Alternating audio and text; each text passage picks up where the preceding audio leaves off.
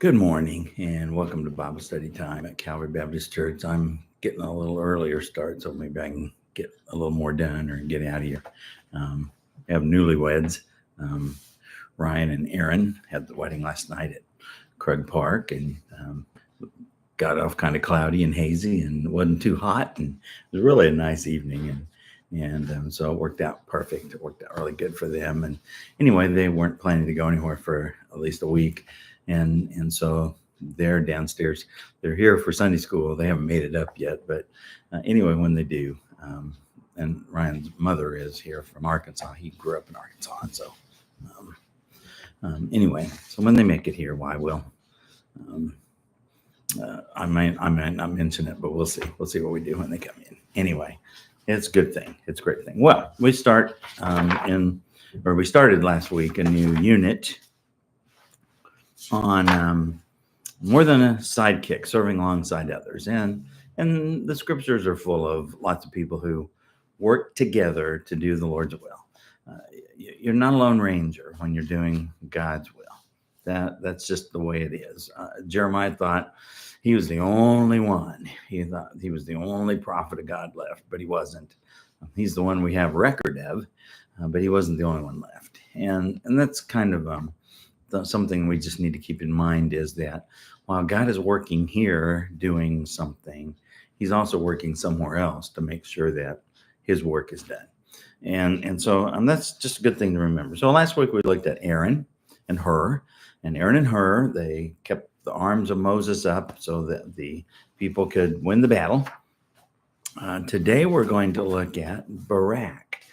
And I've always pronounced that Barak. Some people pronounce it Barak, but I've always said Barak. That's, the group where I come from. When I was in college, Dr. Gordon Dutille said he was always teaching us Cajun Greek because he was from Louisiana, and so that's all he knew was Cajun Greek. So that's kind of what he said to us. Anyway, here they are. And welcome. Come on in. So anyway, so we go to this lesson. This is the second one in this unit about people being helpers and doing things together. And that's a good thing for us to learn from. Okay. So it's out of the book of Judges. And I took my book. Thank you. And so out of the book of Judges. And you kind of have to put Judges in perspective. I always think about, the Pentateuch, Genesis, Exodus, Leviticus, Numbers, Deuteronomy. That's the first 5 books. And they're historical books of how God began to reveal himself and move among people. And then we get to Joshua, which is conquest. Then we get to Judges, which is that period where the people kind of tried to maintain the promised land, tried to stay there, tried to do whatever they could in the promised land. And so there was a kind of a historical repeating itself. The people of Israel would kind of stand strong. They would hold their ground, and then they kind of get comfortable, and a bully would come along and take them over or torment them or just bully them. I mean, it happened a lot. And that lasts sometimes 20 years, sometimes 40 years, sometimes 60 years or 80. But it would last a while. And then God would raise up a leader who would be the kind of a leader that had faith and trusted God, and God could work through. And then they would go and they would beat off the bully. They'd beat up the bully, they'd get rid of that, they'd take care of that, do whatever, and fix it. And then it would be okay for a while. There'd be a season of good things happening. And then the next thing you know, on comes another bully. And so they kind of tolerate a while and do it. Now, I tell you that to think about what has Israel been in the last, 75 years or 60 years. What has Israel been, 75, 80 years, I guess we'd say, once they became organized nation again. And then bullies come along and they do the same thing to them, and they tolerate it a while. And then with the bully gets a little bit too cocky, or the bully gets a little too much, thinking they're got some power or something, then the Israelites just kick them back. Well, the problem in my mind, what's going on in the world is this, that you just have to let Israel take care of the bully. And there's too many people who, think they know better or think they know what to do. And really, I believe that Israel is just, you need to just let them take care of it. Anyway, so we're kind of seeing that bully thing go on again. And what happened is the bully got too big, thought he was controlled the whole playground or whatever. And the next thing you know, now Israel needs to do something. And the rest of the world just needs to shut up and let him do it. Anyway, that has nothing to do with Barak. Well, it does. It does. So when we read the story, we're going to see how God did that, and that was kind of the trend. That's kind of what happened to them through history until they demanded a king, and they got Saul, and so think about Judges being before Saul, Judges being before David, and Solomon, and Judges being before the prophets, and so it was a little different time in their history. So we have to kind of keep that in mind when we read this about Barak, and then we read about Deborah. Deborah was the prophetess, and so that's where we kind of pick up in Judges chapter 4, and Judges 4 and 5 were a lot of the same story. There was an oppressor, and the oppressor was, let me make sure I get the right story here. Well, the oppressor was Jabin, and Sisera was his general or his commander, and so they were the people who were kind of, the bullies at the time. And until you really get somebody who God will raise up to stand against the bully, then you kind of tolerate it for a while. And then, I believe when God says, I've had enough, then God fixes it, takes care of it. So that's where we plug in. And we plug in with a lady named Deborah. And we know this about Deborah, this story and this part of her life. We don't know anything about her husband. We don't really know anything about what tribe maybe she came from or anything like that. But we do know this about her. And so we begin in Judges 4:4, as I started to say. So like the prose of the story is in chapter 4. Then the poetry of the story, which is a song, Deborah's song we call it, is in chapter 5. So it begins 4:4. Deborah, a prophetess and wife of Lapidoth, and like I said, we don't know anything about him. He was judging Israel, or she was judging Israel at that time. Now, think about, Israel had lots of people. They're in the land of Canaan. They're in the promised land, and they're there, and there's disputes among the people. There's things that people have to take care of. And so it tells us in verse 5, she would sit under the palm tree of Deborah. I'm sure that's probably what they call it, was the palm tree of Deborah. It's where she would go, and people would come, and she would hold court. She would give them decisions on their disputes and things. And so between Ramah and Bethel in the hill country of Ephraim, and the Israelites went up to her to settle disputes. So in verse 6, she summoned Barak, son of Abinoam, from Kadesh in Naphtali, and said to him, hasn't the Lord, the God of Israel, commanded you, go deploy the troops on Mount Tabor and take with you 10,000 men from the Naphtalites and the Zebulunites? I'll get it right in a minute. And then I will lure Sisera, commander of Jabin's army, his chariots and his infantry at the Wadi Kishon, and to fight against you, and I will hand him over to you.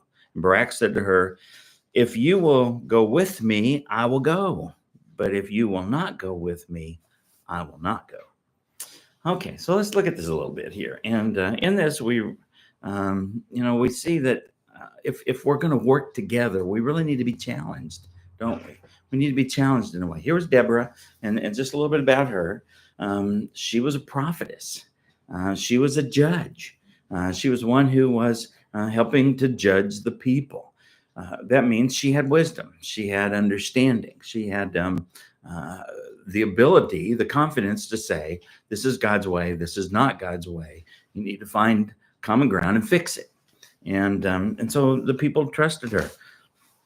She was under the palm tree of Deborah between Ramah and Bethel.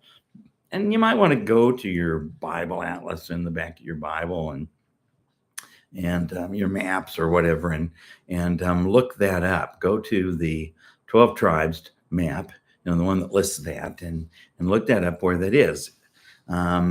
Ephraim um, and Ramah and Bethel, they are like west of the Jordan. They are north of Jerusalem.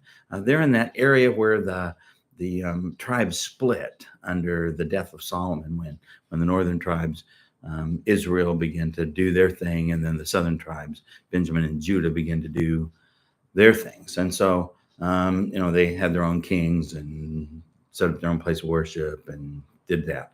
And so before that, here's where we are. That's kind of where that is. And she summoned Barak, son of Abinoam, from Kedesh in Naphtali. Well, Naphtali was like the farthest north tribe. She said, go to get the Naphtalites and the Zebulunites, and the territory of Zebulun and the territory of Naphtali, get 10,000 men, go find people who will fight for you or fight with you. And that is what we would call today the Galilee. It's the area that's north and also west of the Sea of Galilee. And so we would call that the Galilee area over there. So here's the deal. It's not a big country, but we're talking, 40, 50 miles from where Deborah was up to where she is saying to Barak to go and do this. So it wasn't a long distance, but it wasn't necessarily her territory, but God had put it on her heart. God has already spoken to Barak that he needs to be the next guy to take care of the bully. And so she reminds him, God's told you to do this. You need to go and take care of it. You need to go and fix it. And, just get rid of this guy. And God's already said to you, if you'll go and you'll fight and you'll get the men to do it, 10,000, then God will deliver them into your hand.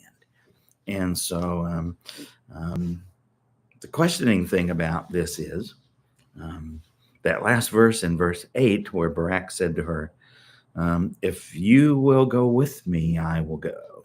Now, the question is, was he chicken? Did he not want to go alone?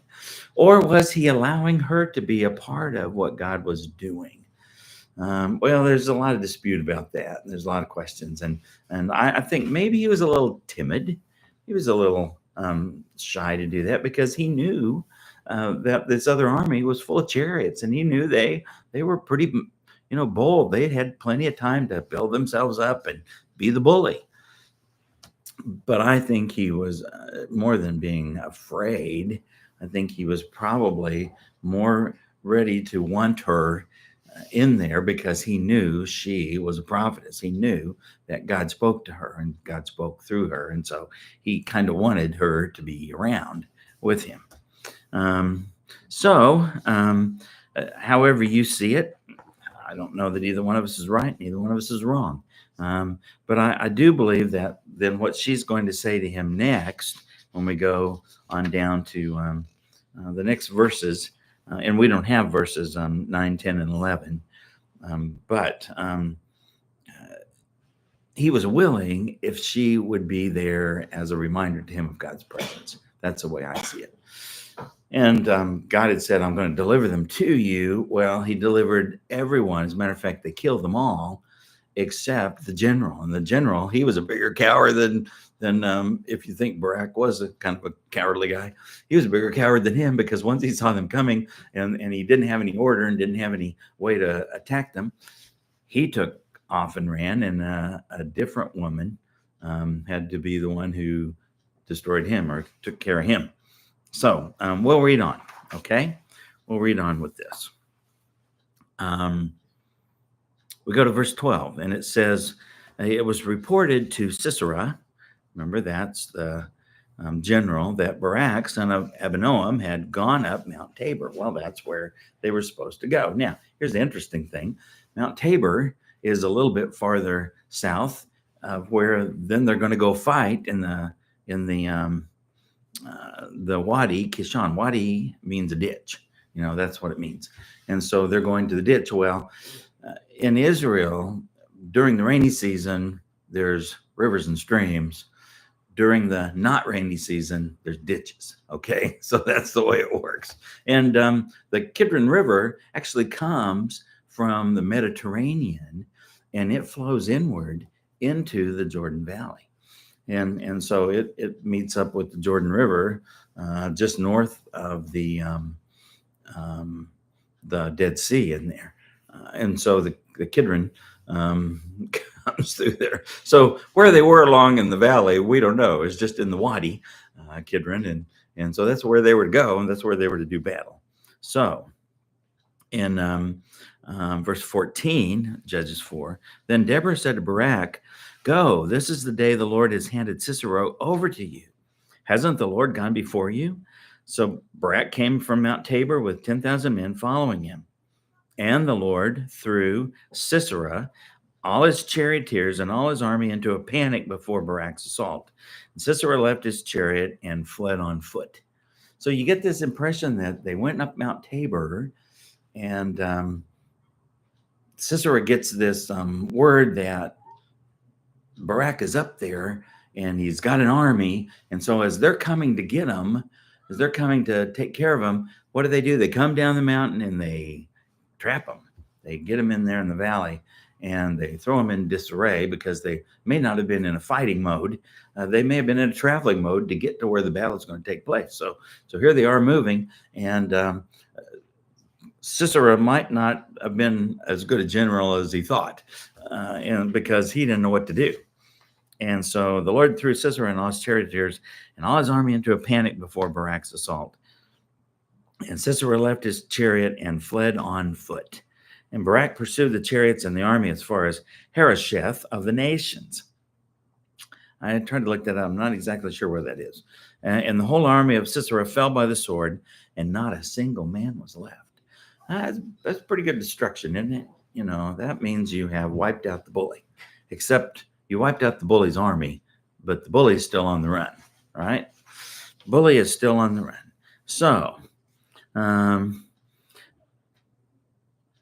when you call the bully's bluff, you have to back it up, don't you? You have to back it up. And even if the bully beats you, you still have stood up to the bully. And there's a moral victory in that, I believe. So how did they know that Barak had gone up there and gotten an army? Well, can you just think for a minute? Even in those days, there were spies. They had counterintelligence. They had people who were watching what the Israelites did all the time. Because if you've been a bully long enough, you're always looking over your shoulder to know who's coming after you. You can't walk straight. You can't walk forward and not think about who's coming to get you to take you out. And so, of course, the report got there that that's what was happening. But Barak knew to do what he was called to do. Deborah, the prophetess, gave him the encouragement to do it, and they went and did it. Now, here's the thing. Some would say, well, because he was a little cowardly in it, did he get the credit for it? And here's the good thing about somebody who wants to cooperate. They don't really care who gets the credit, as long as the mission is accomplished. They don't really care who gets it. And matter of fact, I think he was okay with them coming. And if Deborah took charge and told him what to do, he was okay with that. Matter of fact, I think all Deborah did was just go. I think that Barak was probably a much better general, a much better warrior than people give him credit. Because what did they do? Well, they swooped right in. They took care of the bully. They took care of the enemy, and they fixed it. And so out of that, who really does get the credit? Well, we remember Deborah because of her role, and she encouraged him to do it. But why hadn't she encouraged him to do it before? There were other judges in the land. Why Why hadn't they encouraged him to do it? If God had spoken to him, and she was a prophetess, she knew God had spoken. Um, he didn't dispute it when she said to him, now's the time, go do it. He didn't have a problem with it. He knew God had spoken. He was just waiting for the time. He was waiting for God to say, now's the time to do it. So think about all the intricacies of what God does. He speaks through one, he impresses upon another, he works through all this, and then it comes together. And it's not really Deborah who gets all the glory. It's not really Barak who gets all the glory. And what we don't have in our story is the lady that then eventually killed. You can read the rest of that chapter, Judges 4. But the lady who wasn't her name Joel, maybe JL something, is a woman who actually then killed Sisera, the general. But it's God who gets the glory, isn't it? It's God who's the one who initiated it. It's the God of the Hebrews, Creator God, Lord God, the God of ancient armies, the God of all things. He's the one who was able to make it happen. He's the one that delivered them to them, and he's the one who deserves the glory. So we get to the last passage then, which goes to chapter 5, which is Deborah's song, part of her song anyway, we're going to read. And both kind of tell the same story, except for Deborah's song reminds them of what God has done in the past and what God has done in their present day. And we can look at that and say, God did it in the past, God did it in their present day, and I still believe God will do it in our present day. He is still God. So, Judges 5, verse 1. On that day, remember, this is the poetry, this is the song. On that day, Deborah and Barak, son of Abinoam, sang. Were they in perfect harmony? I don't know what they were. It's amazing to me. Why don't we have better music in our nation? I think we used to put a lot more emphasis on music. When I was in Belarus, it's amazing to me. Everybody plays an instrument. Everybody does musical things, whether you can do it or not. You are taught to do it. Everybody sings. Everybody does whatever. We don't put enough emphasis on music in our country. Well, on that day, Deborah and Barak, son of Abinoam, sang. And when the leaders led in Israel, when the people volunteered, blessed be the Lord. Listen, kings, pay attention, princes. I will sing to the Lord. I will sing praise to the Lord God of Israel. Lord, when you came from Seir, when you marched from the fields of Edom, the earth trembled, the skies poured rain, and the clouds poured water. What's it talking about there? Well, it's talking about when they came out of Egypt. It's talking about when they came into the wilderness. It's talking about the past. What is a part of their history? The past, where they came out and they wandered in the wilderness and God walked with them. God led them through.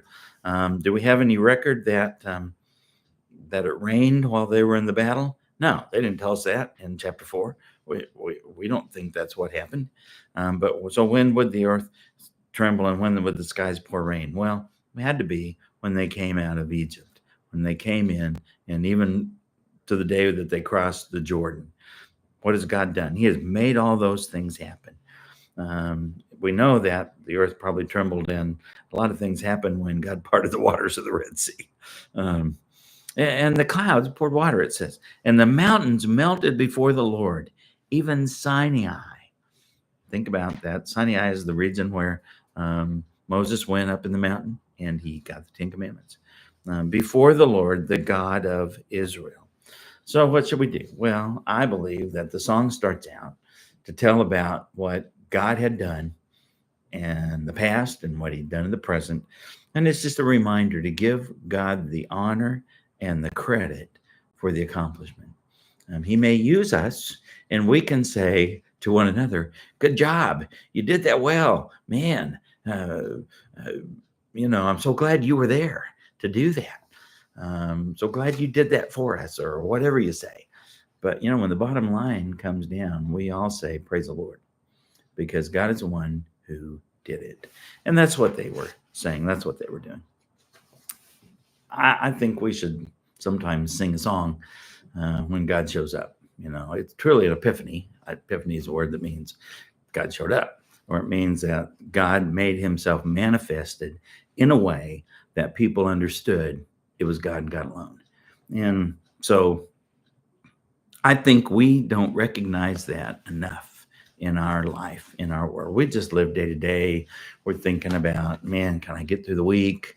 Can I do what I'm supposed to do? Can I keep people off my back? Can I live? Can I put up with the bully, you know, or whatever you have in your life?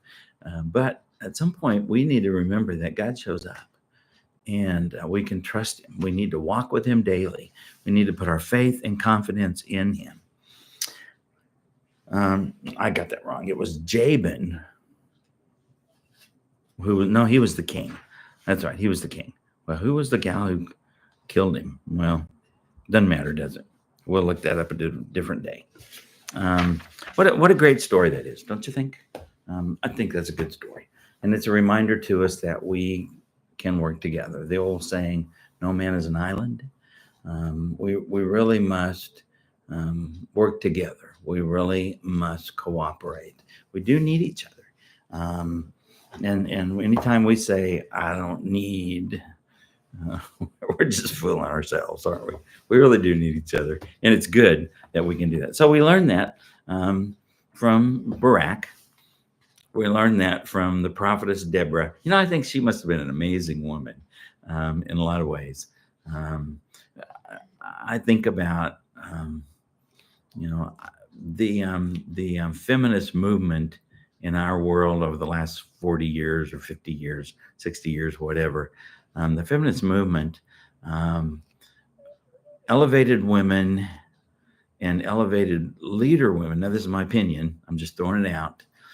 Without a lot of accountability to, you know, some women are deserving. Some women, I think they just got elevated. I've never been a proponent of ordaining women to pastor churches or to do ministerial men type things. However, I do believe that if you evaluate people, you know whether God is with them or not. And I'm not against that as much as I am making sure we evaluate people. You know, old deacon here in our church, Warren Van Meter, he told about some preachers that he'd had in his lifetime, and his statement was always, "I think that one slipped under the gate." You know, instead of well, maybe were they really called? Were they really faithful? Did they really have the heart to follow God and to do ministry? And I think maybe that's sometimes the way it is in our world. Deborah was a prophetess, and I don't have a problem with that. I think that in her day, she was truly an example who fit the bill. Well, we're running out of time, so I think it's maybe time to go. Next week, we'll look at, if you want to read ahead, next week we'll look at Judges. No, that's this week. David. Oh, David. Boy, David had lots of helpers in his day. David had lots of helpers. We're going to look at David. That'll be a good one, won't it? Can't go wrong with King David. All right. See you later. Bye.